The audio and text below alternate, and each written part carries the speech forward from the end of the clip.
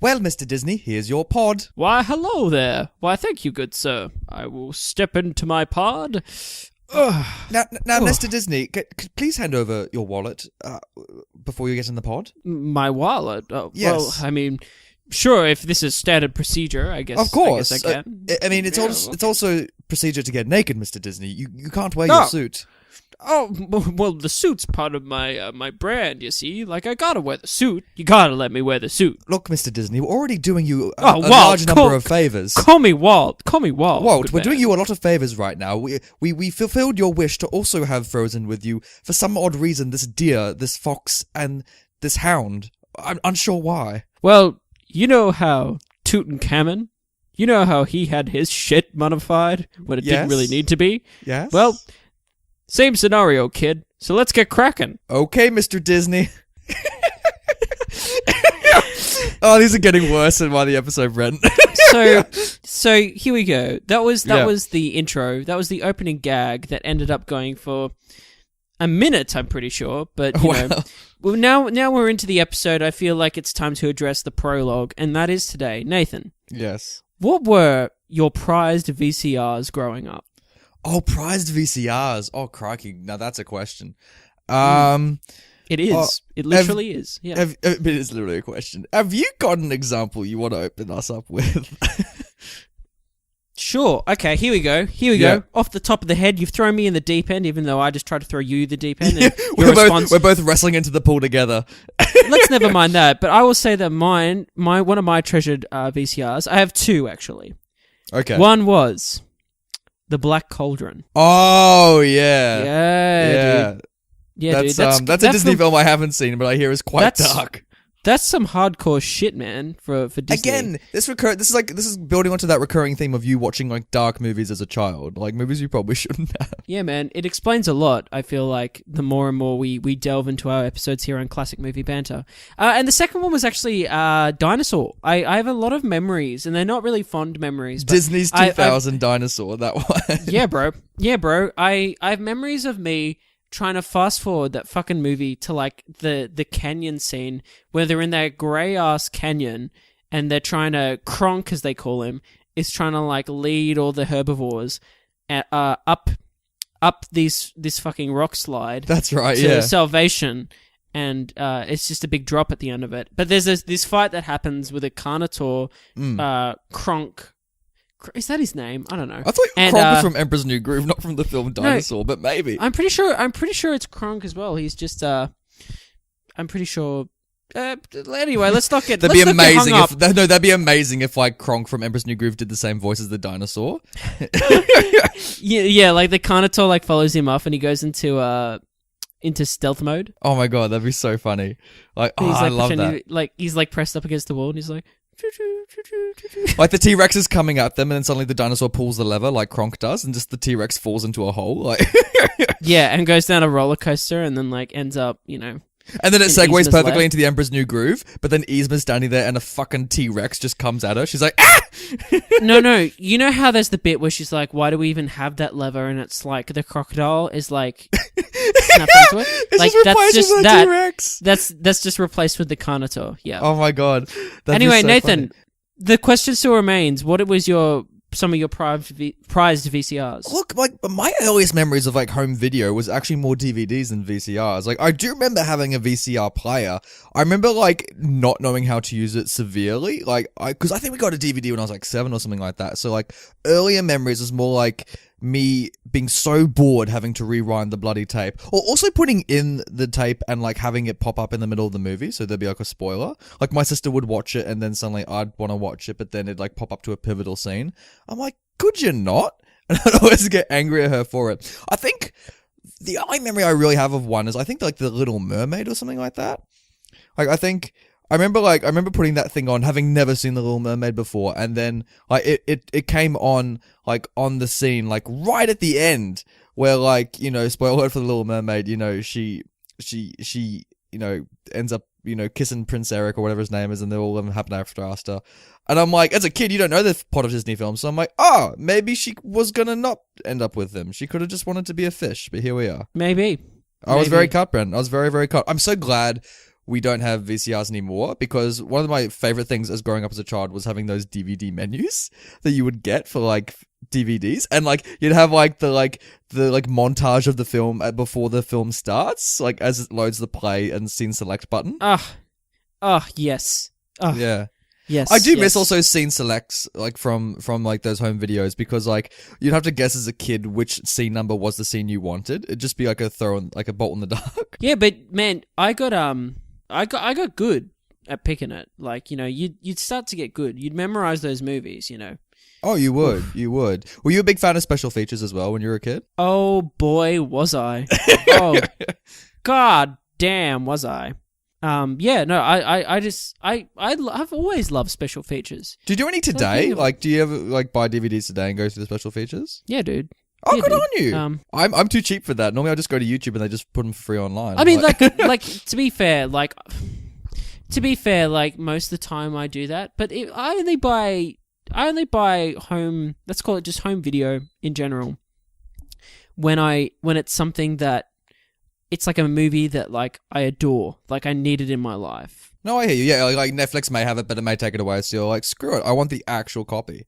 Dude, I need this. I need a copy of this. But do you still have your VCRs and DVDs, even though you can't play them anymore? Yes. Oh, you do?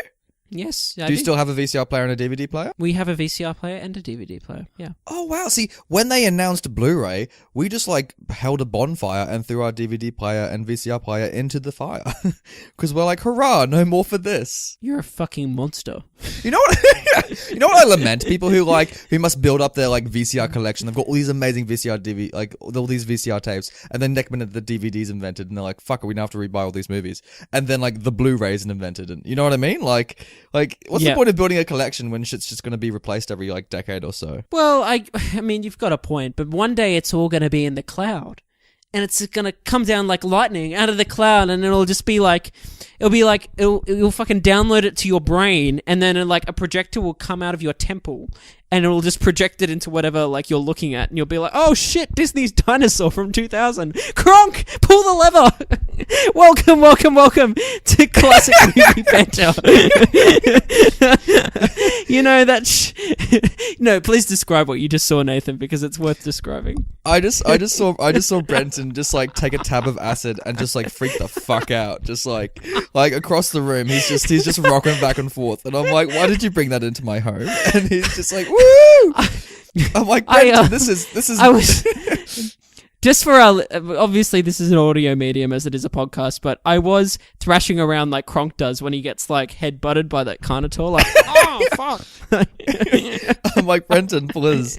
I mean, it's not like there are children present, but this is a Disney episode, so please act as though there are children present. Oh, I can't breathe. But welcome to Classic Movie Banter.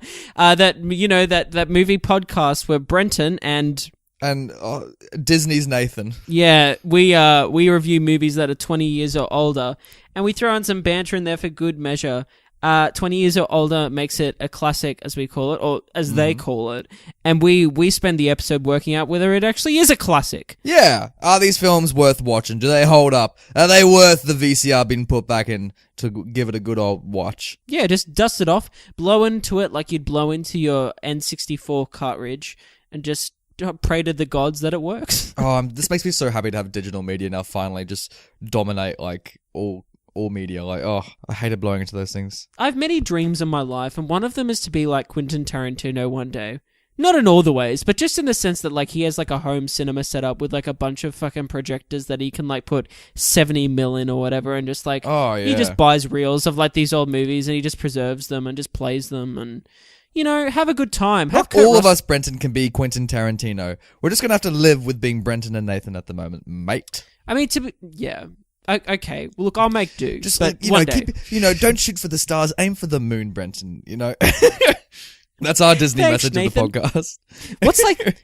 Well, like, since we're on Disney, like, what's that quote from Zootopia, that great 10 out of 10 movie that, Yeah. And I don't have sarcasm, even though that sounded like sarcasm. I love Zootopia. It's a good time. No, it's great. It's genuinely like, one of my favorite movies of 2016. The dad bunny, like how he's like, you know, it's great to have dreams, but like as long as you don't. He's like, you're a fucking rabbit. Like, yeah, that dad. He's He's great. He's a Oh, I love it. I love when she he's a leaves. thing. I love it when she leaves her little rabbit farm, and it says like leaving the bunny place, and you see the population number, and it's just like rocketing up, like as she goes past. And I'm like, oh yeah, that's right. They're all fucking about because they're rabbits. Oh man, it's great. It's great. There's so many things in that movie. Like, before we get into the episode, I will say just one more thing about Zootopia, and that is, I think what's so like impressive about that movie is kind of the world that they've built. Like, yeah, it's one of those things. Like, if you pause the frame, if you had the DVD of Zootopia, you'd pause it and you'd look at that frame. Which I do. Oh, do you? Oh, there you go. Well, yeah, exactly. I've seen, and there's so many little details. You're just like, this world works. I've watched that movie 5 times, Nathan. Have you and really? Wow. Every time I watch it, I learn something new about that world. That if you just watch the detail, it's so detailed. It's like that world is, and that city is so interconnected, and it's very impressive. Like, so good on you, it could Disney. be a real place. Like, if animals decided to like make like a UN of places to live, that would be it. Exactly. I'd want to be a polar bear in that world, though. Yeah, I'm trying to remember, what do the polar bears do in that? Isn't he like the mayor or something? No, that's a lion. Who does the polar bear do again? The polar bears are like the there's the security guards, aren't they? The mafia guys. Yeah. They're like the security guards for like the mafia dude. Has that scene changed for you since you've seen the Godfather trilogy now? Does that scene feel any different for you? It all makes sense now, Nathan. You were just scratching your head the whole time, and you're just like, finally, I now get why. What can I reference here? And then like I couldn't do anything. Anyway, so let's talk about, speaking of Disney, once Speaking again, of Disney, another yeah. segue. Dumbo has come out this week, Brenton. Dumbo is hitting cinemas. That iconic Disney film. I can't wait. I can't wait. Are you actually genuinely excited for it?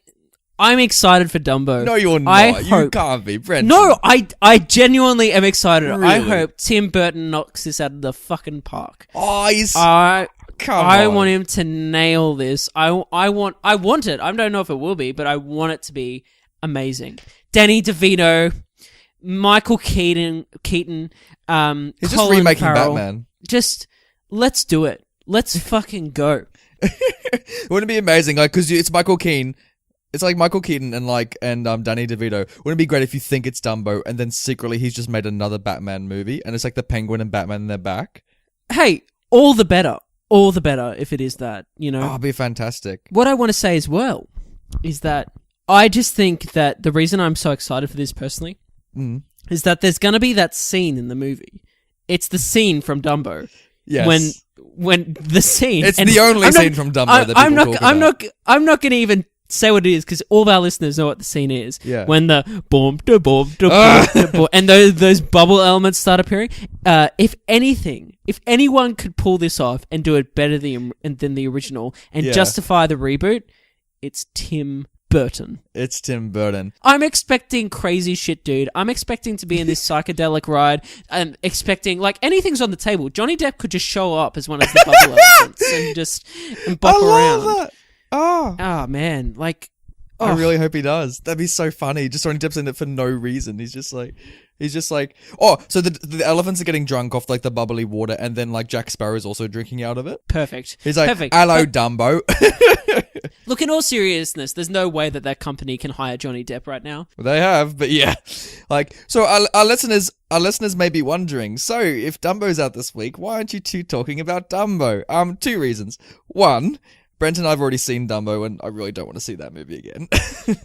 Like, I've vetoed seeing Dumbo again because 2, I still have PTSD from that scene. Like, I literally cannot watch that movie again. Dude, I haven't watched that movie again, and I understand you, but I want to watch it again. Like, I actually can't. You know when I was talking about Land Before Time and I was saying I was getting PTSD from like the T-Rex stuff? Like, this is like that, but like times 10. Like, I literally, like, psychologically cannot sit down through Dumbo again.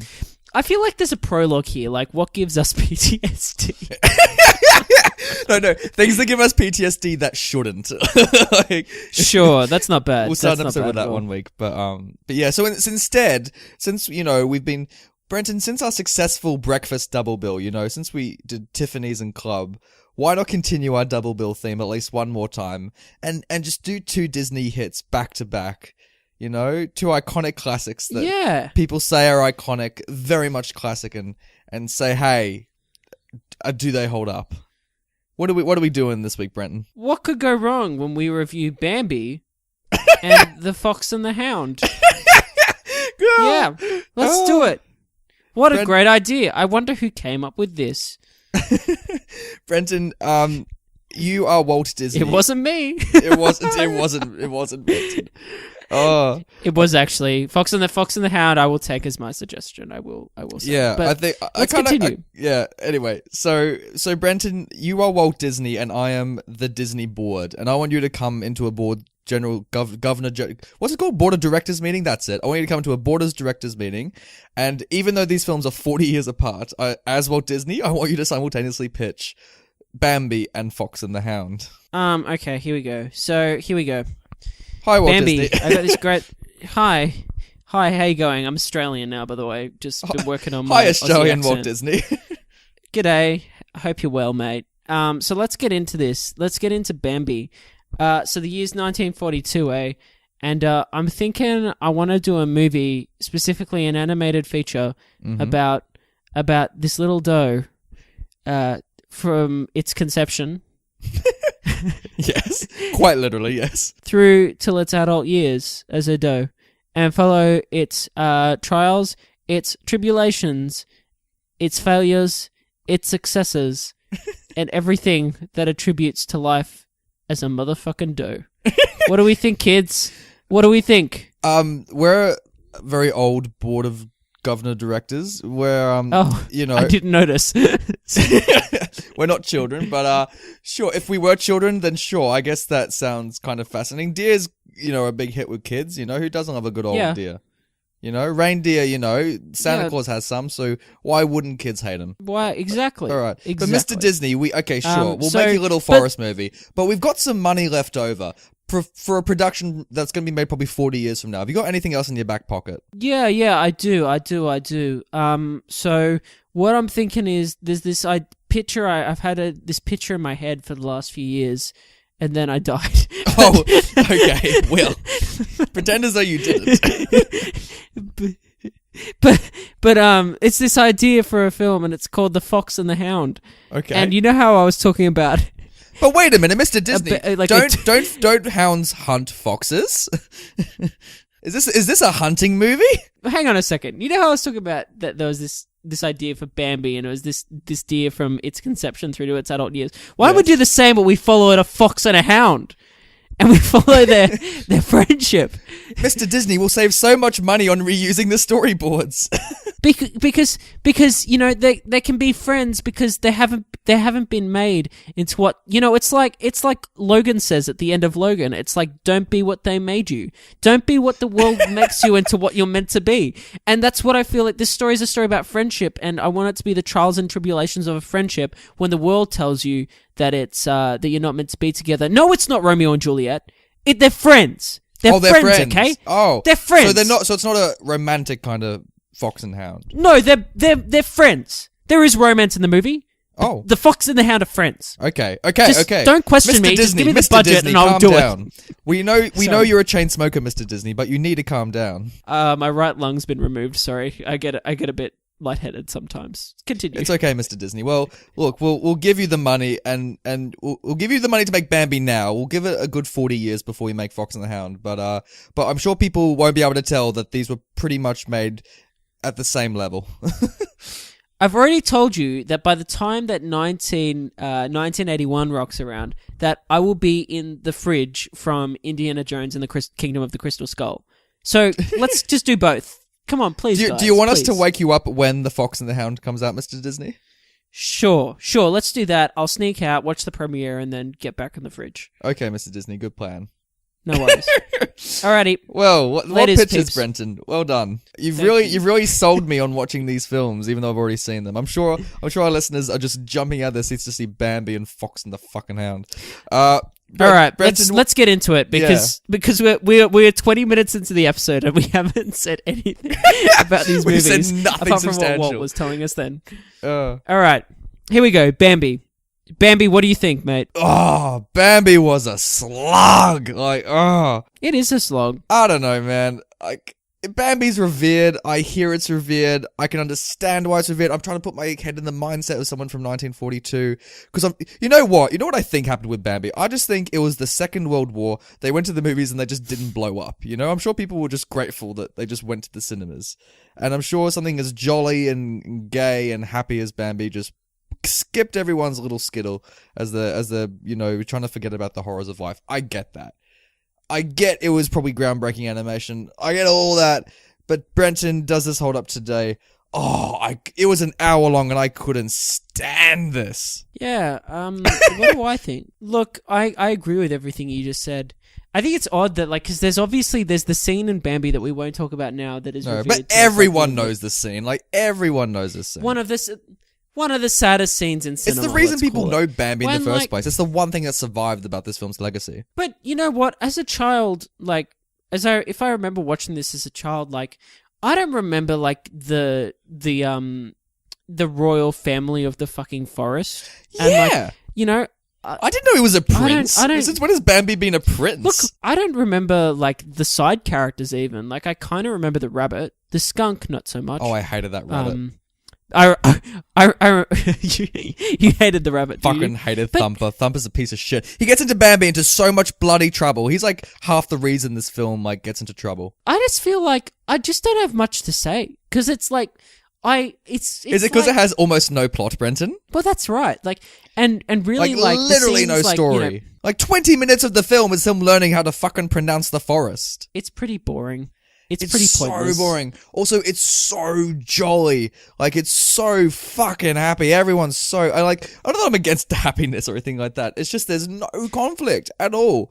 You hear a gunshot every, maybe 30 minutes. And this film's only a fucking hour. But, everyone's so happy. Look, it's a blade of grass. And they all start dancing around it. I'm like, dear God, people, do something with your lives. The closest conflict you see in this film is when he's about to eat a fucking flower and it might be the wrong flower. And the rabbit's like, oh shit, Bambi, don't eat that flower. And the mum steps in.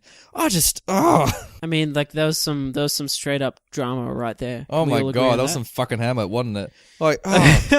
God damn. I didn't like Bambi at all. He's born and then people giving him shit for not being able to walk despite the fact he was born that same day. And he's already picking up girls. He's getting all these girls even though he's a day old. Yeah, dude. He works fast. He's chewing along. He's getting ready. I don't even think it's him. Maybe they just want to be Princess Doe. I don't know. Not even the princess. Okay, here's a point of confusion for me. What gender was that skunk? Why do you ask? Okay, because at the start, when he not the gender should matter, no. There's a reason to this, Brenton. Okay, get back on your fucking horse, alright? So the reason I'm pointing this out is at the start of the film... The reason is at the start of this fucking film. He meets this skunk who's rolling about in flowers, happy as shit because they smell so bad. Flowers should help with this. And then he calls them flowers, and for some reason the skunk accepts this as its name. It never had a name before. Fuck it, I guess I'm called Flowers now because he's a prince and he just named me. Anyway, so the skunk meets Bambi. This is not a spoiler, by the way. I can talk about this here. The skunk meets Bambi, and he acts really flirtatious with Bambi. He's batting his eyelashes and all that kind of shit. And he's being really impressed with Bambi and being oh gosh. And I'm like, oh, the skunk's keen. And then later on in the film, once they've aged, which I don't think is a big spoiler, they changed voices, and the skunk's voice is a teenage bloke, and I'm like, what? I generally thought it was a woman. Is it a boy or a girl? Maybe it changes. I don't know. Wow, that's pretty progressive for a 1942 Disney film to have a transgender skunk. Why don't we open the fridge and ask Walt's opinion? He was just really progressive when it came to transgender identity back in 1942. I don't know. When you met the skunk, what gender did you think it was? I shouldn't be talking about this, but what did you think it was? I've always assumed it's male, to be honest. There you go. Maybe it's just me. No, I think there's some sexual undertones with the skunk. Oh yeah. But, maybe he plays for both teams.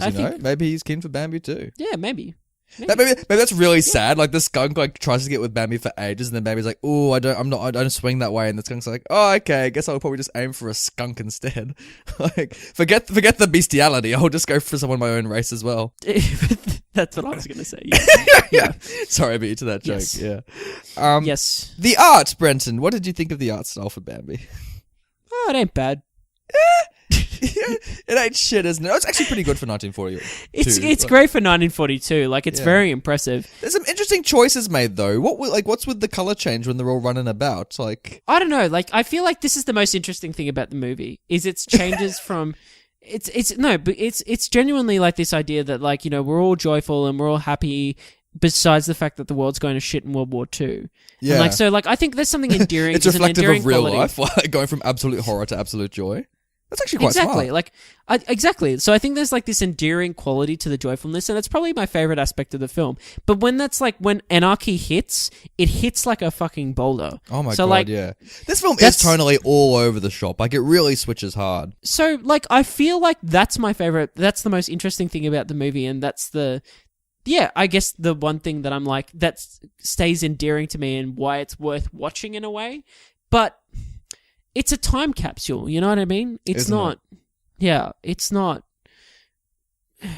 You'd watch like 8 minutes of this in history class to be like, this is the stuff people watched during World War II. Can't you see how what's going? They came home from the bombings and they just watched footage of a fucking deer, just like. But like, can't you see like how this is like clearly influenced by what's going on in the world, and you can draw all these parallels to it, and you're like, oh yeah, that's an interesting thing. Yeah. Like, I did like the hunter and all that kind of stuff. Like, I did like all that action. Like, it does get tense at points. I will give it that. It does. That's very true. Did you also random note? Did you like the stag, like the the great prince of the forest? He's what I'd like to call a boss. He is the boss, but he's also a prince. Were they both princes? Like, because I thought he was the father, but he's like, I'm not. He is the father. Oh, he is the father. But he's the current prince of the forest. Oh, I hear you. Oh, okay. So they just called the king prince. Well, that's confusing if they're both called prince. But I hear you. Yeah, I don't know. I don't know how it works. I do not get how. Because at one point we haven't talked about the owl yet. Because I'll save the owl for spoilers. But at one point the owl says when Bambi talks to the owl later on in the film, he says, "Oh, I was just talking the other day to the Senate about you," and I'm like, "Wait, you have a Senate?" And I'm like, what's the governmental system of this forest? Like, it's just like hard cuts to this Senate, and there's like all of these like floating capsule kind of like things, and they all kind of like float out into the center to like read the thing and the fucking owls on it, and it's like, and then like Natalie Portman rocks up, and she's all like, "So this is how liberty dies." With thunderous applause. And then like the fucking fire just like swarms over her. Like, she's like, ah! Yeah, and then it hard cuts to like Anakin Skywalker with his legs chopped off, like burning, like. God, that was made this film so much better. You know what I wish with the stag was? I wish it could happen. It could happen now. It could actually really happen. Really I don't know if I want it to happen, but sure, I'd watch that. Oh, I'd watch that. I don't know if I'd enjoy it. But, you know what I wish the stag was? I wish the stag was the same stag from Princess Mononoke. I knew you were going to say that. Oh, man. Like, the second I saw that thing, I'm like, wait a minute, is this a crossover?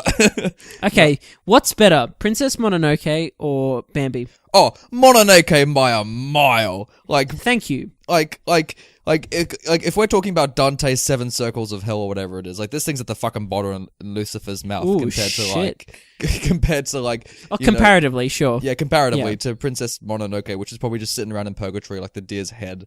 Spoilers for Mononoke. But yeah, so that's God, I really feel like watching that again now. Oh, yeah, after sitting through Bambi, God, Mononoke feels so fresh. Like, oh, it would have been so great. I feel like Mononoke is like their version, Japan's version of Bambi, and it's probably better in every way. Like, oh, do we rate Bambi or do we talk about Fox before we rate it? Let's rate Bambi, and then we'll talk about Fox. All right, so yeah, so Nathan, where do you swing? We'll have a guess, listeners. Which thumb direction Nathan's going in? I think you're going to be like Joaquin Phoenix in Gladiator, and you're going to do the surprising thing when he's got Russell Crowe there, and he shows him mercy, and he does this weird like, watch this clip again. He does this weird freaking head tilt to the side, and like this, and he like goes like, fuck you, but at the same time he gives him the thumbs up because he knows he kind of has to for the people. That's you. Oh. I feel like you're going to give it a thumbs up and surprise everyone. So what are you doing, Nathan? Brenton, I'm letting you down like this film, and I'm going to say no. Ah, okay. I say no as well. There's just, I'm sure, like, I'm trying to think also, like, for kids, like, I feel like kids these days, I'm trying to imagine a 10-year-old sit through this shit, you know what I mean? Like, knowing kids these days, like, there's so many better kids films, like, I think like maybe 5 and under might enjoy this, but that's because they're just enjoying like, there's colours on a screen. Like, I think anywhere older than that, they're just going to be bored out of their brains. I'd agree with that. We're just like, it goes for an hour, but God, does it feel like as though it goes for longer? Oh man, it's hard to believe this goes for an hour. I know. And like the credits make up like 10 minutes of that hour, and yet here we still are. It's probably 45 minutes of actual screen time, but yeah. So let's Fox and the Hound. Let's talk about the Fox and the Hound. So I'm ripping the Band-Aid off. I'm passing it to Susan from the SWAT team. There you go, Susan. Now please go guard the door. And I will say this: The Fox and the Hound is a good movie. Is it? Come on, dude. It's a better movie than Bambi. Come on, buddy. Come on, don't let me down. It's a better movie than Bambi. It is a good movie. How could you not love this Brett movie? is like thumping his finger at my chest as he's like, it is a good movie. It's a good movie. But no, but like in the sense, and this is coming from a total bias perspective because I watched this film when I was very young. I should preface, I haven't seen either of these films before. So this is Nathan coming in fresh at age 23. Sure.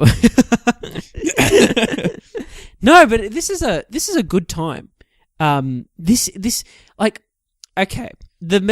On retrospect, the message is quite heavy-handed, but it's a good message, and I like the characters, most of them, and actually some of them, and I like. How about maybe two of them, and the rest? There is a scene in this movie that's fucking devastating. Yeah. That is like I know exactly what you're talking about. Yeah. That is like the most devastating thing, like possibly in the history. It's like up there. It's with more Mufasa. devastating, like, I would argue, than the Bambi devastating scene. Yes, it is for sure. Yes. For sure, it is awful. And I was sitting through this film just feeling the same as Bambi, but then that scene came, and I didn't think I was invested. But then that scene hit, and I'm like, oh motherfucker! I was like.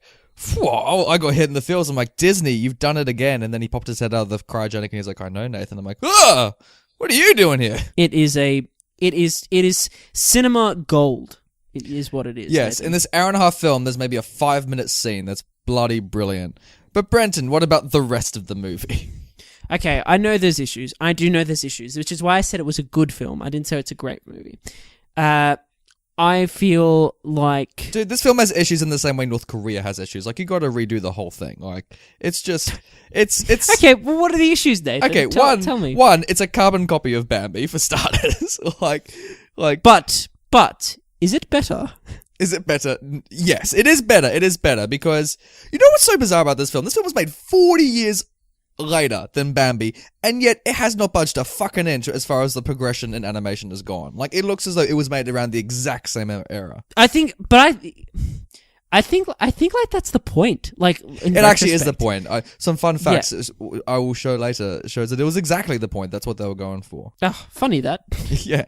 But even if this say Fox and the Hound was made in 1943, and I was like, oh, I should be kinder because it was made in 1943, I still would be so bored out of my brains. The one thing I think that makes me feel better about this film is that I feel more attached to Fox and Hound than Bambi. I like them as characters more.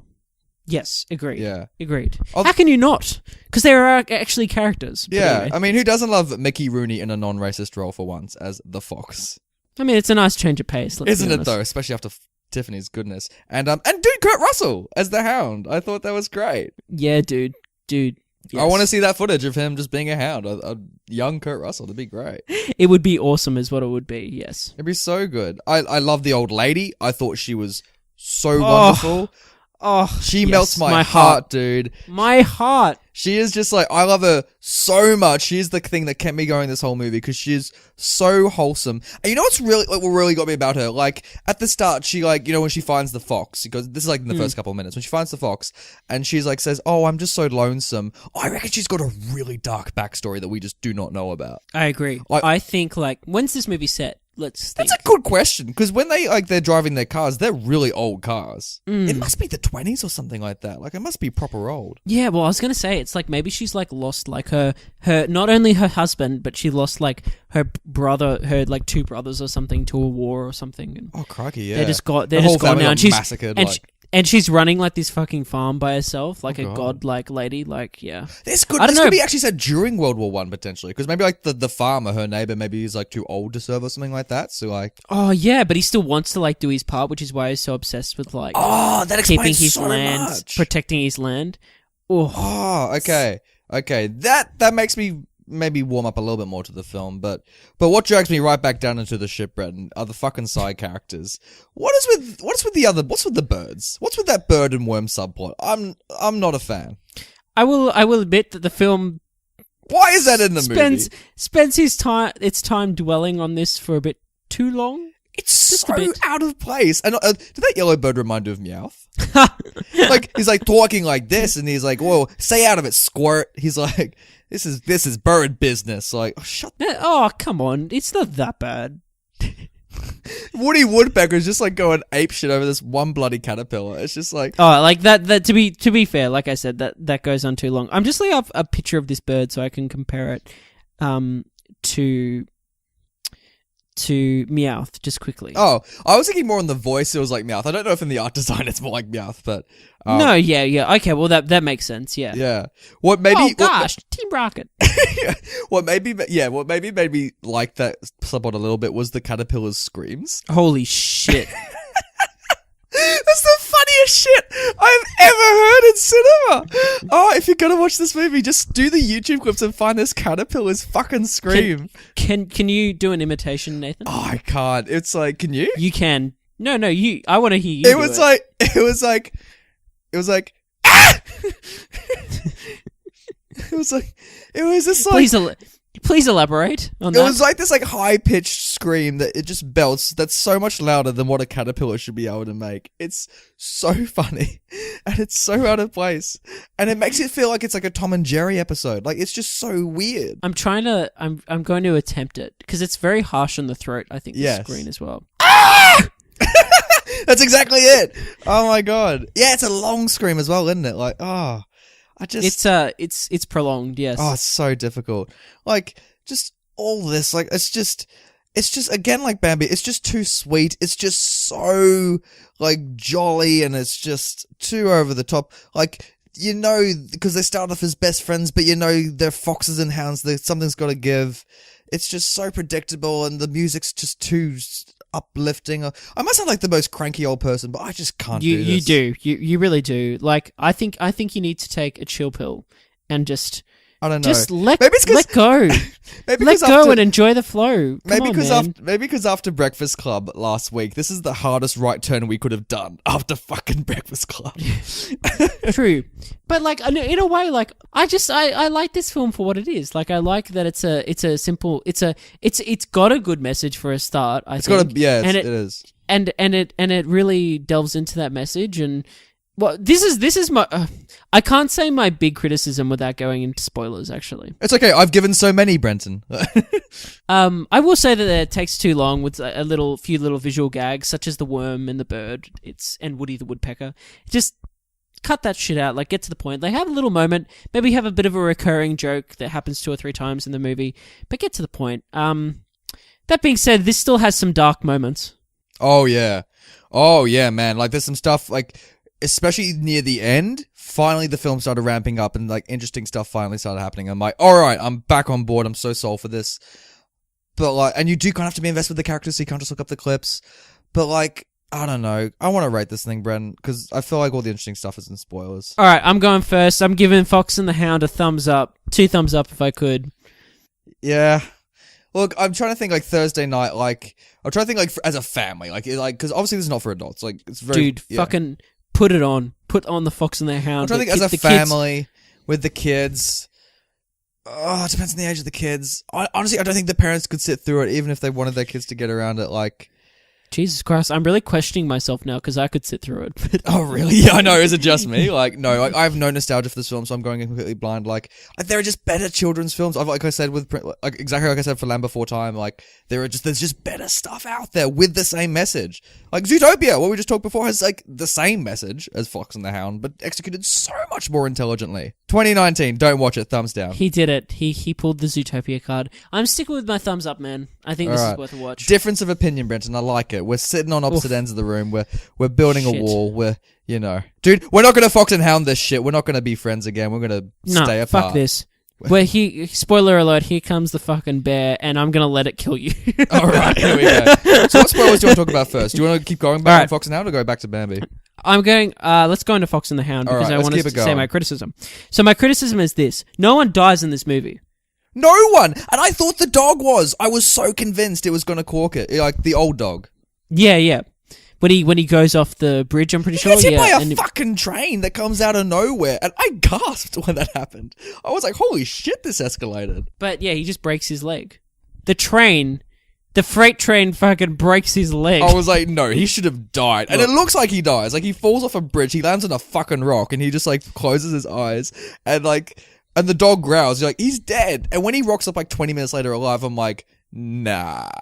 No. This is going to be Sixth Sense level shit. He's going to be some ghost of a dog. That's what's going to happen. Someone needed to cock it, is all I'm saying, for this to really hit home. And that's the only thing. I'm just like, look, I get that, like, there's kids watching the movie, but Bambi did it. Yeah. Bambi did it. Yeah, Bambi did it. So, like, I'm just, you know what? They should have. I was disappointed at that. I was absolutely disappointed. Like, But this film does get dark in a number of places.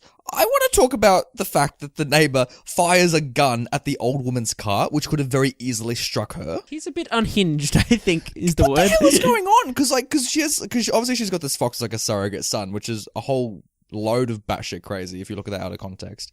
But like imagine like you just walk past this old lady carrying a fucking fox, like, hello little one, like you'd be like, oof, this isn't right. So maybe you should have been shooting at her. But anyway, so like she's like driving in a bloody milk car, minding her own business. The fox jumps in it and he starts fucking bursting her milk cartons.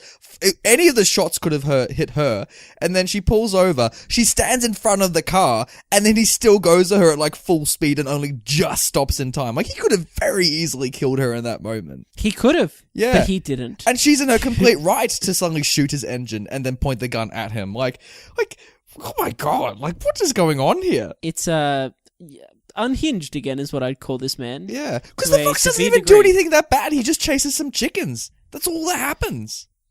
I feel like this man has a history with foxes. Yeah, like, oh my god, that was the funniest moment in the movie out of everything. When when the fox and the hound meet again when they're first like adults, and the fox is like, oh, you reckon we can still be mates? And the hound's like, oh, and then like it awkwardly pans to like hundreds of dead foxes that the hound has personally killed, and I'm like, this probably puts a stain on your relationship just a little bit, doesn't it? So it's like in the okay, here we go. He's a stupid. All right, here we go. It's like in the boy in the striped pajamas. If like you know if you're not wrong. They're like they're on other sides of the fence, and then the little Jewish boy turns to the German boy and says, "Oh hey, I feel like we could be best mates." And the German boy like turns around behind him and like looks in like his personal playpen, which is filled with like lines on lines of like not dead but just like Jewish manservants. He'd just be like, oh, we sure can. Yeah, we can be mates. I was just like, fucking hell. Which is what literally happens in the movie. Exactly. And the German boy is just so like, let's say he's dumb. Like he's like, yeah. He doesn't put two and two together and go, hey, this might be a bad time for these people in this place. Oh. But, yeah. It's so stupid. I was just like... it's that next level. It's like insinuating like genocide, but like it just kind of skims over it. Like, oh, yeah. Yeah, like there's heaps of messages you could get in this film. Like of like the forbidden friendship or the forbidden love. There's like so many parallels. Like you could have like a gay parallel, you could have like a race parallel, you could have a class parallel. Like it goes in all different directions, which I respect about this film. But like... I don't know, like, there was just so many moments in this film that just lost me for it. Like, I don't know, as much as I love the old lady, there's some points where she was just not doing it for me. Like, when she puts the plant outside the house and you realize the caterpillars, like, just destroyed the plant, and the plant looks fucking dead, and she just, like, pours some water on it saying, oh, this should fix you. I'm like, lady, that shit is not coming back. Like, that plant is dead. I'm like, you chuck that shit out. I was ready to write her off, but then the best scene in both these films happened, Brenton, which, like, I almost cried. I was like... Damn. Dude, see, when I said, like, my only thing with, like, the criticism of no one dies, like, no, it's not, like, that adult stuff. There's some adult shit in that movie. This scene where she abandons this fox. Oh, my God. As a child watching this, and having been a child that watched this, it is awful. It's like your worst nightmare to imagine your like parents, a parent like, giving driving, up their child. Like like driving from Brisbane to the Gold Coast and just pulling over to the side of the road, opening the door of the van and saying, "Get out." Yeah. And then just driving off. God. And also because he knew what he had done. Like it was his fault. Like, damn. Like...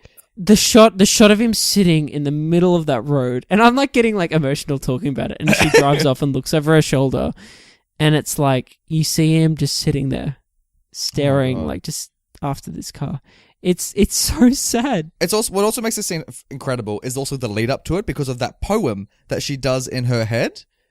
I was like, that was actually, as much as I love the heartbreak scene, that was my favorite part of the movie when she was driving and she's got this beautiful kind of goodbye eulogy to this fox. I thought that was gorgeous. I thought that was so sharply written, and I thought that was it hits you like wonderful. Even though I gave this film a thumbs down, there is this shiny gold moment in this film. It hits you like the train that hit that old dog. Oh my God. It doesn't like just break your leg.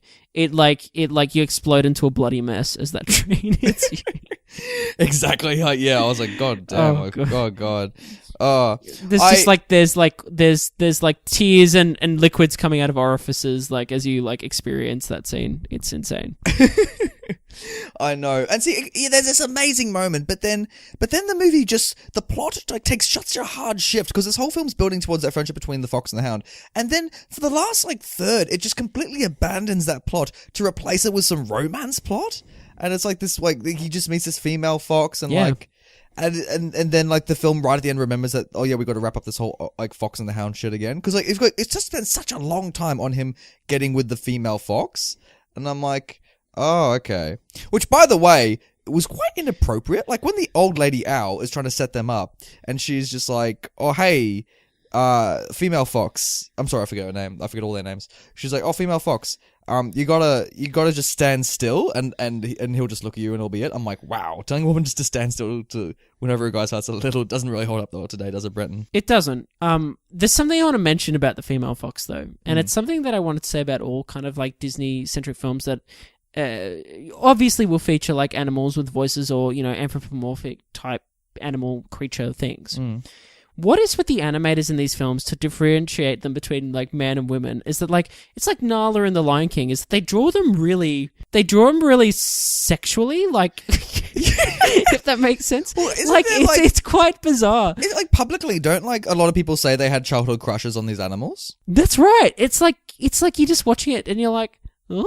I feel like Disney's just like subliminally just trying to raise a generation of furries, you know? It may be. Yeah. I feel like there's been a bunch of. It's like I think there was a Graham Norton interview where it was like Anna Kendrick and Eddie Redmayne, and Eddie Redmayne was like he had like a big crush on Nala. Oh, did and he? It's like it kind of makes sense. Like I mean, there's that shot in The Lion King, and it's the shot that everyone laughs at, and it's like in Can You Feel the Love Tonight? And he like they're like kind of wrestling, and they're like doing this play wrestling, and then he like gets her and like pins her to the ground. And then it goes to this shot of Nala, and she just gives him this look. Ooh. And instantly the whole... Go back and watch it, and if you watch it with anyone, like... I remember when they re-released The Lion King in 3D, I think it was. We went and saw it at the movies, and I would have been like 17, and everyone in the cinema like burst out laughing because they knew what that look meant. And it was like, whoa, the animators did a really good job on that. But it's in a kids' movie. But similarly, I think Anna Kendrick was like... She found like... As in Robin Hood, as in like the Disney animated Robin Hood, like Robin Hood the Fox, like quite sexy. I mean, it's not going to be Kevin Costner, so I can see why she leant towards him. Let's be honest, like Robin Hood, Prince of Thieves, best movie of all time. You know, better than anything else we've reviewed. You can't go wrong. Like, yeah. What a head of hair. What a head of hair. Fuck Christ, me, he cleared it. Yeah. But also we can't talk about this film without mentioning that fight at the end, which was just remarkable. I thought was so executed with the bear. So amazing. Amazing. Like, it's a little bit predictable. You knew the fox was going to intervene at the end and they were going to be mates, but like... Oh, come on. The bear was pretty scary. Like, it was pretty full on. Yeah, I thought they might have killed off the hunter. Like he saves the dog, but not the hunter. And then it's just like his like dead corpse, and you're just like, and the old lady's like, I wonder where he went. Like, wonder what happened to him. Oh well, now I have a hound. Two of them actually. I thought for a second at the end the film was gonna put the old lady and the man together. I'm like, that wouldn't have worked. That would have been such a weird thing. But thankfully they're not. She fixes him up, but then I don't think there's any chemistry there. So I'm like, okay, that's good. That's realistic. No, she does like the human responsible thing of like tending to someone in need who has no one else. So yeah. Yeah. That's all that is, I think. That is all that is. Yeah. Yeah, so, and you know, and that subplot of the caterpillar wraps up so stupidly. I thought it was, dude, when he turns into a butterfly, I thought he was gonna, like, cast spells out of that tree because of the fucking, like, lights that burst out of it. I was just like, were they, like, tripping the whole time? Like, were they gonna eat him? I have no idea why they kept on picking on him. Like, did they want to eat him, or like, I don't know. or was he just because he looks ugly as a caterpillar, but he looks nice as a butterfly? I never got that. No one got that. I just... It just happened. He's a butterfly now. Well, then, should we jump back to Bambi? Because there's some spoiler stuff in there Sure. we got to reveal. Let's jump back. So the mum dies. I mean, everyone knows this scene. Oh, yeah. It's like, What ifs? you know, because I'd never seen it before, and like for years, because I heard about this film when I was a child. That's the thing. I never watched this film as a child because I had it spoiled to me. The mum dies, so I'm like, oh, there's no point watching this now. And like I heard about this for years, and so when she finally dies, by the way, the whole film, because she dies halfway through the movie, like the first half, I was just waiting for her to die, and there's so many fake outs where I thought this was going to be the scene, but then it doesn't happen. And I was like, come on, just kill her off already. But then when she finally goes, I was just like, I was still in the feels. I was like, damn, it really hurts. Yeah. Well, I mean, like, because there's, like you said, there's the fake outs, and then when it happens, it's like, oh, that time it was real. And it's so understated, I think, as well, because you just hear the gunshot.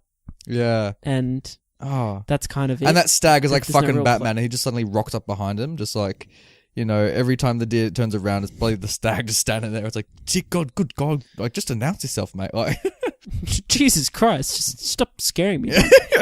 Like, I just lost my mother. I don't need you just suddenly startling me. It's like, oh, I was just like, wow, like a good job. Yeah. Yeah, so obviously that was very, very scary on that kind of stuff. There was a lot of scary stuff though, like with the hunters and all that kind of stuff. Dude, that scared bird got wrecked. Remember, like at the end of the film, there's this like bird in hiding, and she's all getting flustered, and she's like, "Oh, there's hunters, we gotta fly. And the bird's like, "Don't do it.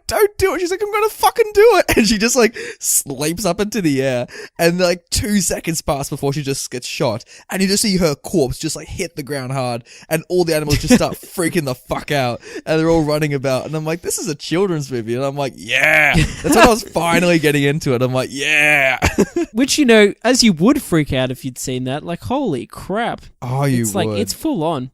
You would. And Yeah. then, dude, that ending, like, it escalates so quick. Like, that fire is so intense. Like, it's just, Yeah. and he gets shot. I thought they killed Bambi at the end. I was so convinced he was going to die. I was like, damn, Bambi's dead. I'm like, it runs in the family. Bambi's dead. The end. It just happens to the end. Man. I thought I would have given Disney, like, I would have had, man, you had balls back in the 40s, Disney. Like, well done. Walt, what happened? I was just like, what are you doing, Walt? But, you know, I was just, it ends the way it starts. Like, Bambi's not there for the kid. For some reason, the men in their culture just decide to, like, leave when the kid is born. And, like, is this cyclical? Is this film insinuating that it's just like a cyclical thing? Like Bambi's child is now gonna like go up through trauma, and like he's probably gonna have his mum dead, and like he's gonna have to go through a fire. Like, It's interesting because I always kind of thought it insinuated that, didn't it? That it was like a, yeah. But at the same time, like, I wonder if there's something in deer culture where like the men like leave for a while or go lone wolf, so to speak, or lone deer. yeah, that makes know. a lot of sense. Like, oh, 100%, I think that would have happened. I also, Brenton, I want to talk about that fucking owl. I want to talk about Grand Owl, as they call him in the movie. Sure. Because the film opens with him getting way too close to Bambi when he's born. Like, the kid, like, is literally just born, and this owl, like, sticks its head, and, like, it's like an ultra close-up to the camera. And, like, the whole movie is him just sticking his head out and spooking everyone. As a kid, I would have found that traumatic. Well, as an adult, I found that traumatic. I was like, I did not get close. I did not get close to that owl. I was just not having any of it. Yeah, no. Which, this brings me on to kind of a new segment, I think, that I wanted to run by you, Nathan. Ooh, I love new like, segments. I'm going to run it by you, but it's actually your idea. But, as we were playing some games, you know, the other week, as we were discussing the Godfather, I wanted to discuss, speaking of owls, out of these two films, who was the better owl? Okay. Who was the better owl? So we've got Baby Mama Owl, or what's the owl's name in Fox? It's like Mama Owl. It's like, yeah, I think it's Big Mama Mama Owl. or something like that. Big Mama Owl. Yeah. Anyway, so we got her, and we got the owl and Bloody Bambi. Who was the better owl? You know what? Mama Owl, Mama for Owl, sure. by a Like, long come on. shot. She pissed me off the least. Like, she was, like, I don't know, just the Owl and Bambi, I was just so annoyed. Like, what was, and that whole thing describing love, I was like, I can see how it's all corny and yes and all that kind of stuff, but I'm like, just get to the point already. Just go out and meet your bloody partners. Like, Yeah, I'll give it to Mama Owl. I think for sure. More character, literally. More character. And all right, I'm gonna fire it right back at you, Brenton. If we're comparing them, who was the worst hunter in both of these movies? unfortunately, I think the Fox and the Hound wins this again. Probably was. I feel like obviously I don't know. I feel like the man in Bambi does more damage. Like, they burn down a whole fucking forest. Like, they kill hundreds of animals. They kill Bambi's mum. But then again, the hunter in Fox and the Hound kills all those foxes. So maybe it is the same death toll. Maybe, but I feel like the hunter from the Fox and the Hound gets caught in his own trap. He, like, you know what I mean? Like, he gets stuffed by, like, stupid shit. Like, he's a bit, like, he's so, like, hell-bent on his goal, but he lets that get in the way of his actual job, so to speak, I think. So I think he's a bit, like, I like the character that it's unhinged, but I think that gets in the way of his hunting. I agree. Okay, no, okay, I'll agree with you on that. I'll give it to you. Nathan, which ending of these two films was the scariest? Well, I was personally scared in, or what I think is the most scary? You were personally scared in. Probably Bambi's, actually, because like, I'm just like, yeah, like, as traumatic as it'd be getting attacked by a bear, I would personally freak out more if I was in the middle of a fucking forest just burning down around me, and I'm like, you know, I'm a wife somewhere, and like I'm probably being shot at as it's happening. Like, yeah, I'm gonna go Bambi here. Yeah, I'm with you there, mate. I think for sure that's the winner. All right, but Brenton, which film has the most obvious message? Look, it's got to go to the Fox and the Hound, doesn't it? I mean, obviously Bambi's, you know, is like deforestation is bad, hunting's bad, all that kind of stuff. And like, but Fox and the Hound, it's like bigotry is the worst. I think with Fox and the Hound, it's more personal. It's more about, you know, humanity rather than, actually, well, they're both about humanity. But yeah, I know where you're coming from. So that being said, Nathan, I just want to know that now that we've wrapped up the spoiler sections, but I think we need to discuss how did they make this movie, making movies, yeah. How did they make the Fox and the Hound and Bambi? Brenton, how did they make Bambi? Alrighty, let me get my notes up. Where are they? There they are. Nathan, how did they make Bambi? Alright, so at the start, when they were making this movie, Walt Disney was eager to show the men burnt by fire. So when that forest fire is actually happening, Walt Disney himself, he said, no, the men also burn in this, so they accidentally killed themselves with that fire.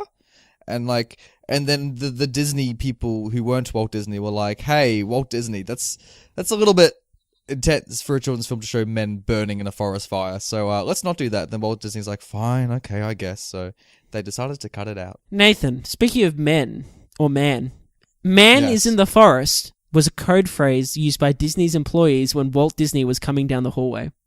Really? Oh my god, that's so funny. I love that. That's fantastic. Did they have like the same like sound effect as he would enter the like room as well? Like they just like play like forest fire music? Like I feel like that would have been a fun place to work. Or maybe not. Oh my I don't god, know. that would be so funny. Yeah. Apparently, like, I don't know. I don't want to talk smack about Disney, but like back then, like I was reading some stuff and like they worked very hard for these movies. Like you know, like because they weren't in the Second World War, so if you had a reason to stay home, you still had to be working your ass off. So like, you know, things have gotten better since then. The reason, Brenton, this movie is so short, Bambi, since only clocks in at just over an hour, is because due of, you know, the Second World War, while this is all going on about, Pinocchio and Fantasia failed and at the box office, which were made before this, because it's the fifth Disney film. And they're like, it's probably because of the runtime and all that. So they actually cut 12 minutes out of the movie to save on the production costs and all that kind of stuff. It was storyboarded for an extra 12 minutes, but they cut it out before they animated the final draft. That's interesting. Don't know what the scenes were, though. But probably the man burning. That's probably a full 12-minute sequence. Nathan, did you know that Bambi was actually Walt Disney's personal favorite of all of his animated features? Really? Yeah. Why? Why not? Come on, Disney. Like, really? Wow. Okay. I thought it would have been Song of the South. No, that was a poor joke. Did you see, by the way, random tangent, did you see that for Disney Plus, you know Disney's making a streaming service? Yes. They recently announced that they're going to have the entire Disney Vault on the streaming service. Do you know how Disney, for some reason, for like their home release strategy, they sometimes like hold films from being sold and they exclusively release them on DVDs for short amount of time? Do you know about this? Did you ever watch a Disney DVD back in the day and it'd have like ads before you start the bloody movie? Yeah, and it would say, coming out of the Disney Vault, now available, Cinderella. Like, do you remember ever hearing that? No, I gotta say the best Disney ads were actually on the VCRs. Because the VCR had ads for Disneyland before the movie started. Oh, really? Or they'd sometimes play the ad for Disneyland after the film, but before the film they'd sometimes put little clips from the Muppets before it started. That's so random. I love it, though. It's so cool. Like, it's so cool. Like, yeah, fun times. That's fun. I love also when you have like a DVD that you've had it for years, but the ads haven't changed because it's the same DVD. So like, it's like, this summer, watch this movie. And you're like, this came out like 10 years ago. Oh, it's so good. But no, the reason I bring it up is because like, so Disney released their movies like randomly on home video. So on Disney Plus, they're going to release all of the Disney films that they ever made. They said, Bob Iger's like, we're going to do it. So I'm like, is that going to include Song of the South? Because there's some films you guys have deliberately not released again since. Time will tell. I'm interested to know, actually. Time will tell. They're going to have bloody Bambi on the front page, aren't they, Brendan? Oh, they are. Just you wait. Well, speaking of the critical reception of this film, when it was actually released, not everyone loved it, which thank God some people agree with me. And they attacked it at the time because of the absence of fantasy elements and because also the story of animals trying to survive humans, where humans are the bad guys. They didn't really like it that much. Hunters across America, they spoke out against this movie, saying it was the worst insult ever offered to any form of the sports, which, you know, if you want to hunt, you do you, but I don't know. You can see why they disagree with it. But the best thing about it is that Disney's daughter, Diane, she complained about the film because she said Bambi's mother didn't need to die. So Disney then said, well, he just wanted to follow the book. But then Diane said, bitch, you're Walt Disney. You can do whatever the fuck you want. And she said, you've taken liberties with other stories before. You didn't have to kill the mum. And then Walt Disney's like, nah. I specifically asked to kill her. I killed Bambi's mother. And then it zooms into Disney's daughter's face and she falls into the stampede. Oh my God. Dark. And that was the inspiration. Yeah. So following on from that point, in that not everyone loved it at the release, the movie actually lost money at the box office for the first run, but began to recoup its considerable cost during the 1947 re-release. So they re-released it after the Second World War, and that's where it kind of became. People would have been happier then. So the film was like jolly. You got to remember, this film's nearly 80 years old. Like it's so old. Isn't that crazy? That is bonkers. It's like 4/5 of a century old. And I think that today, due to home media release, it's now made over like 200 million. Like it's bonkers. That's actually. Bonkers. Yeah, that's nuts. But Fox and the Hound, I got a fun fact about that. Tim Burton was in the mix to make it. Speaking of old mate Tim Burton. No, I didn't, but he was. That's really interesting. He was actually animating at the time, back in like the early 80s. And he was doing some for an animation company, and they offered it to him. They said, "Do you want to do Fox and the Hound?" And he didn't want to do it because he said it was too cute for his own personal style. That's interesting. That's very interesting. Could you imagine what a Tim Burton version of this film would be like? Oh, I would have loved a Tim Burton version of this. Like, oh, it would have been Johnny Depp mocapping a fucking dog, and like it would have just like like 80s mocap though, so it's horrible. Yeah, I would have loved it. So the bear's snarl is the same snarl as Shere Khan the tiger from the Jungle Book 1967. Really? And Brutus and Nero and Bruto and Nero, the crocodiles from The Rescuers, which is another film from the 1977. There you go. Reused sound effects. I'd also like to say that this was Disney's first animated feature to use computer graphics. So most of the CGI in this movie, where, Brenton? Most of the CGI in this movie is shown during the scene where Amos Slade traps Todd and Vixie in the burrow. There's CGI used in that scene. What scene? So you know when they're in the burrow and they get trapped? Oh, when the hunter like lights the fire on one end and then they're like, was that really CGI? Apparently. Okay. Good on him. You know, Brenton, the old dog was supposed to die. I said it. In the novel that this iconic tale was based on, the dog died, and the train just flat out just ran over him. But Disney's like, probably shouldn't do this. So they didn't want to kill like these good characters, so they decided to keep him around.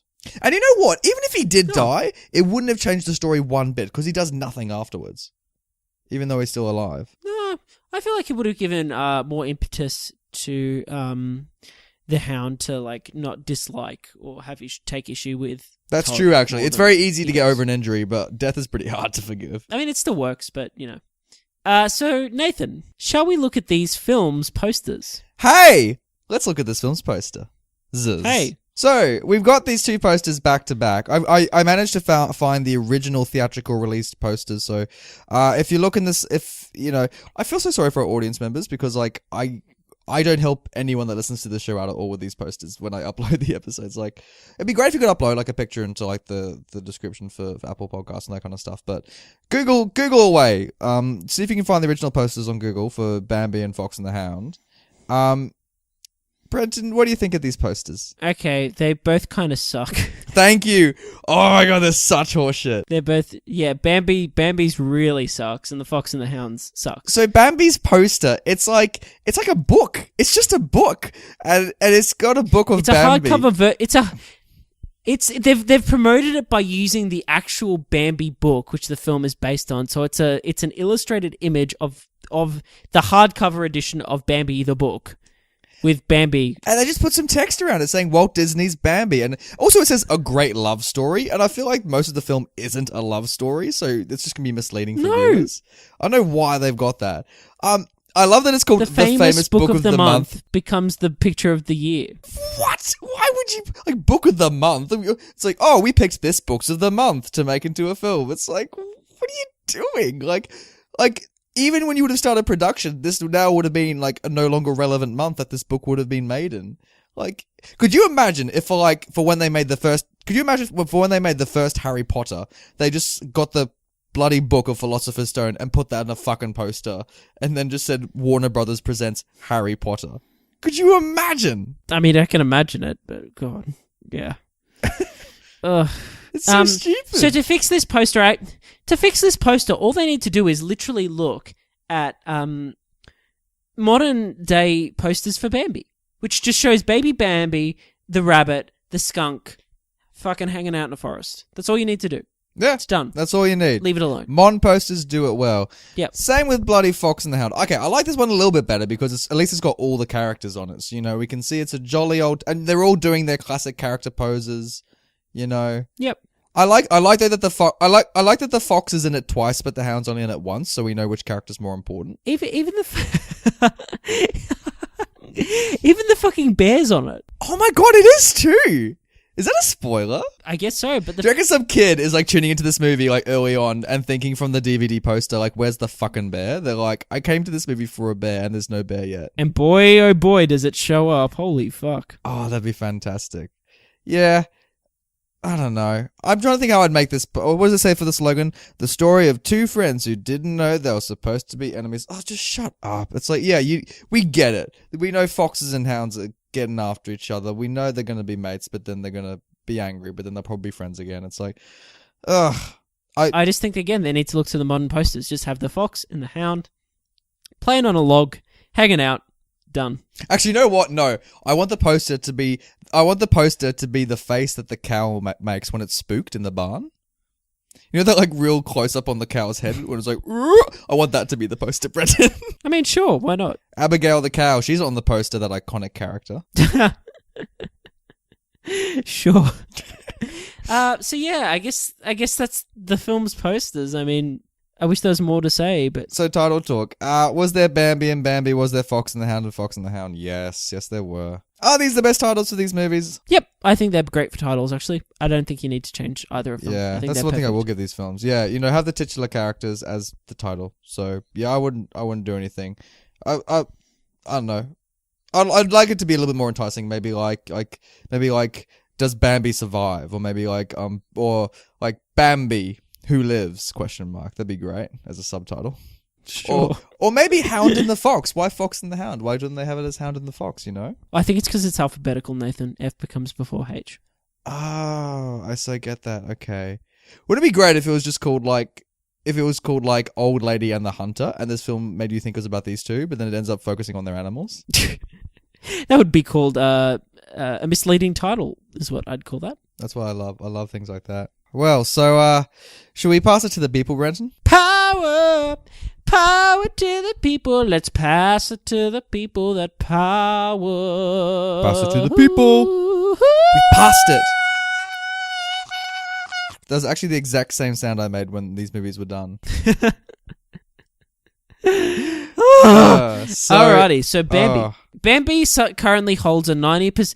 Bambi currently holds a 90% on the Rotten Tomato meter with a audience score of 73. Now, 600,000 people went to the trouble of going to Rotten Tomatoes to say they like this movie, and 73% of those people said yes. So, like, I don't know what to tell you.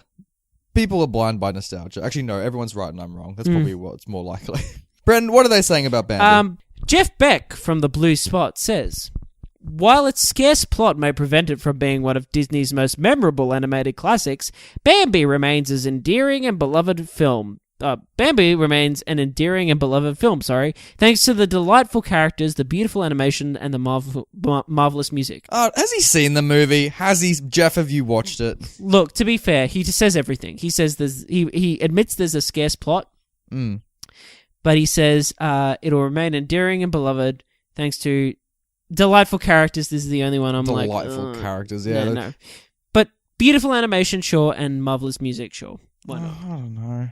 Yeah, I guess. Yeah, the animation is beautiful. Yes, the music, if you do like that stuff, is great. Like, yeah, I don't know. Here's the thing. There are so many other old Disney films that I think are great. You know, like Snow White, great.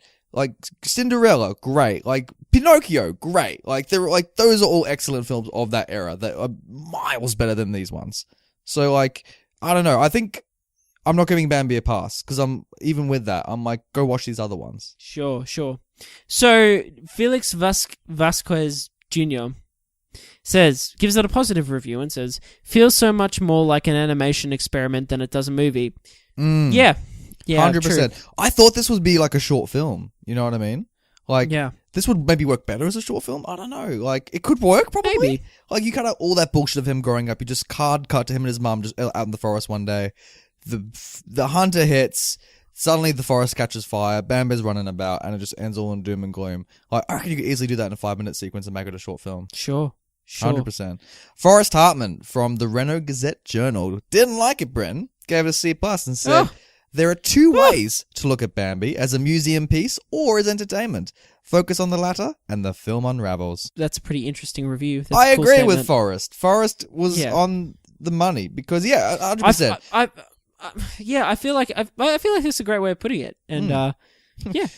Once again, when we get the critics, they're always so much more articulate than us, Brenton, because they're actually professionals. Like James O'Ailey from Movie Gurus, he says Bambi is male. Ooh. Okay, I take it back. I never assumed Bambi's gender. That wasn't meant to be a joke, but I never did. Like, knowing the character, I didn't really know if it was a boy or a girl going in.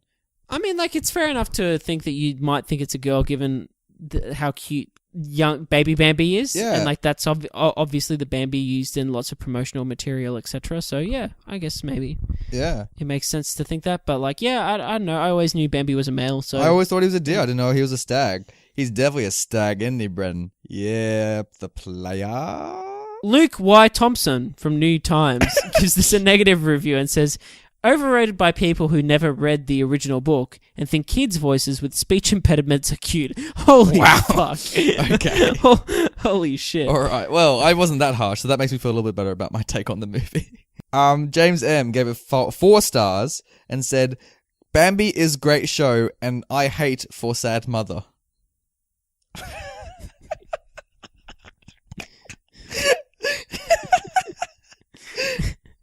I love the audience reviews so much. God, they put a smile on my face. Admonish 18 says, if you kind of think about it, it was kind of like The Lion King. Oh, so much. Kind of.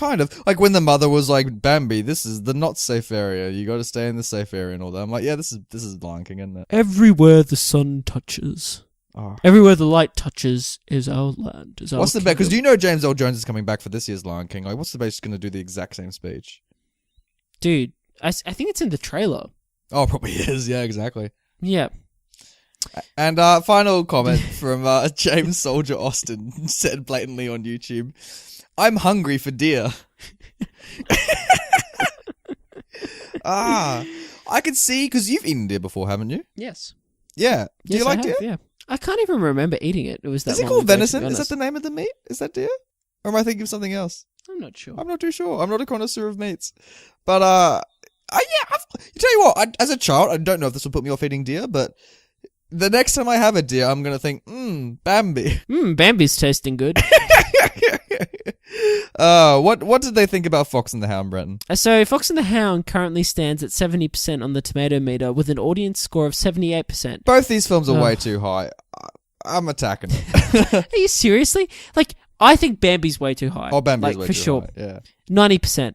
70%?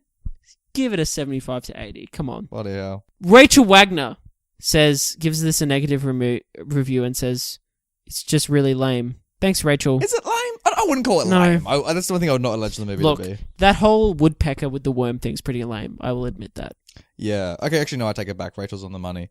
Tim Braden from Antagony and Ecstasy, what an iconic publication, said, "Cloying and cutesy, a helpless callback to a number of truly classic movies that it couldn't hope to equal, let alone better." Gave it a 5 out of 10. I mean, it's kind of copying Bambi a bit, but I think it's Bambi's better. Bambi is... Well, excuse me. So I think it's better than Bambi. I've lost the plot. We're at the end of the episode. I'm like, oh. Roger Ebert. I want to read Roger Ebert's. Please. Oh, okay, you go for it. Please let me do it. Roger Ebert from the Chicago Sun-Times. The most famous movie reviewer to ever live. Oh my god. What an honor, Roger. Gives this a positive review and says, the bottom line, I suppose, is, will kids like this movie? And the answer is, sure. I think so. Once again, Roger proves why he's the best in the biz. Nathan, he gave it a positive reviews. I can't argue with Roger Ebert. He's bloody hell. As soon as I put that review in there, my friend's gonna run this to shit with me, and I knew it. I'm moving on from that shit. I got nothing to say. An anonymous user gave it 5 stars and wrote, "Arguably the best Disney movie ever made." Mate, get the fuck out. It is not arguably the best Disney movie ever made. Look, Who thinks this is the best Disney movie ever made? Okay, Fox and the Hound. Look, I don't think it's the best, but I think it's up there. I think it's like... Up there? Dude, there are like 15 Disney films I can just list off right now that are better than this movie. It would be in the top 15, for sure. No, top 15. Here we go. Aladdin, Little Mermaid, Pinocchio, Lion King, Snow White and the Seven Dwarfs, Zootopia, Big Hero 6.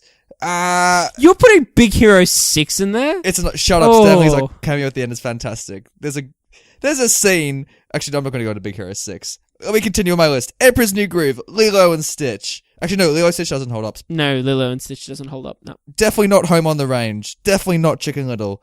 But definitely Hercules and Pocahontas. And I'm sure I would have said 15 by now. No, I think you've said just under 10. Fuck. I think. 101 Dalmatians. Yes. I'm almost there. I'm actually doing this off the top of my head. Just go back to the classics. Go to Cinderella. I already said Cinderella. Did you? Yeah, I did. You didn't. I don't think you did, dude. I found Cinderella. Monsters Inc. Monsters Inc. Toy Story 2. No, they're Pixar. They don't count. I'm talking about the Disney animated. Okay, fine. Disney animated movies. Tangled. Tangled's great. Bolt isn't that good. No. Meet the Robinsons isn't that good. No. I'm almost there. I'm so close. There's so many weird ones from the 70s and 80s. I can't remember. Fantasia. Fantasia's good. I think it holds up. It's all right. Yeah. Yeah, actually, yeah. I saw it recently. It actually does hold up. It holds up if you watch it in clips. Like, if you do, like, little segments. I'm throwing Hunchback of Notre Dame in there as well. Haven't seen it. It's like the one Renaissance film I haven't seen, I know. I hear it's quite good, though. Oof, actually, no. It's got issues, which we'll talk about one day, I hope. Talk about another day, yeah. Yeah. So, yeah, there you go. There's bloody 15 better films. What's his name again? Anonymous? Fox and the Hound. Fox and the Hound. Come on. Put it up. Thomas W. gave it 4 stars and said, "A simple yet classical tale of bromance, eternal regardless of distance or danger." Yeah, I'd probably call it more bromance than anything else, wouldn't you? Do you reckon you could have like a gay allegory read into this, like between the two of them? Not really. I don't think so. You know, like they like each other, but then society says they can't like each other, so they got to be separate. And But did you ever think it was there was gay connotations to that? Well, there was that scene where they had, sex, but apart from that. I'm like, wow, this is really, really out there for a Disney film. Like, this is the Disney episode. Holy shit.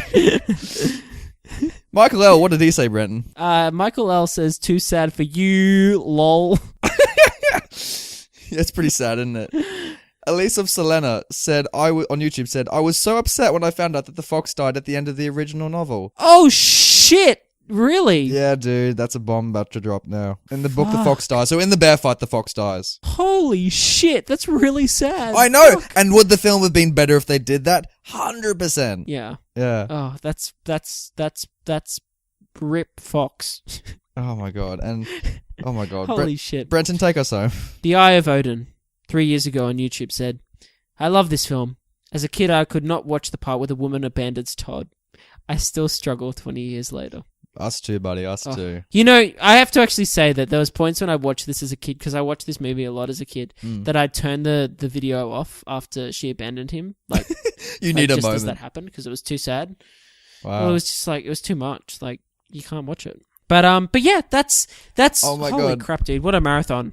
We did it. We've Fox done and the Disney Hound and Bambi. Mate, I'm so excited for Dumbo. Not really, but I'm so excited for Dumbo. But this brings up a question: would you rather marathon the Godfather trilogy again, or Bambi and Dumbo? And Bambi and The Fox and the Hound. Sorry. I mean, they were both very difficult for me to do. You know what's really funny?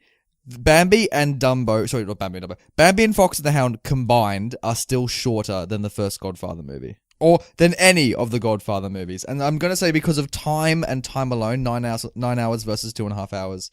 They felt the same, frankly, because it's good 9 hours versus a bad 2.5, but I'm going to go Godfather was harder. I agree. I'd watch the Disney marathon again. Well, these two films over trying to marathon that Godfather trilogy again. There you go. So in a week where I'm sure all the podcasters who talk about movies are all going to be focusing on bloody Dumbo either now or back then. Brenton, we've diverged in the river and we've talked about 2 other Disney classics that we're divided on. Well, not really. I both said no and you said yay and no. So yeah. Some of our listeners may watch Fox and the Hound, so there's something for you. Woo! Yeah, guys. Yeah. Tweet at me. Yeah, Please let us know on Twitter if you've done what Brenton has said, but not me, or vice versa. If you're like, you know what, even though Brenton said no, I did watch this, or even if Nathan said no, I did watch this. Yeah, let us know. Let us know whose opinion you believe more, or trust more. Nathan, thank you for a wonderful episode and for watching these 2 films with me. It fills my heart with joy. And a little bit of sadness that you did not also vote yes for the Fox and the Hound, but I will survive. I will endeavour, and I will be back next week for episode number 45. 45. But let's take a break from the double eps. Like after Godfather, Breakfast, and Disney. Let's single it up. We got to breathe here. We're not we're not made of movies. Let's take a break from our relationships and let's just go single for a while. You know what I mean? Just get a bit of a detox. Brenton, is that a fire I see in the distance? Why, yes it is. Oh no! Quick, we need to get out of here. I hear gunshots. It's all around us, Nathan. It's all around us. Quick, Brenton, back to the forest. Ah!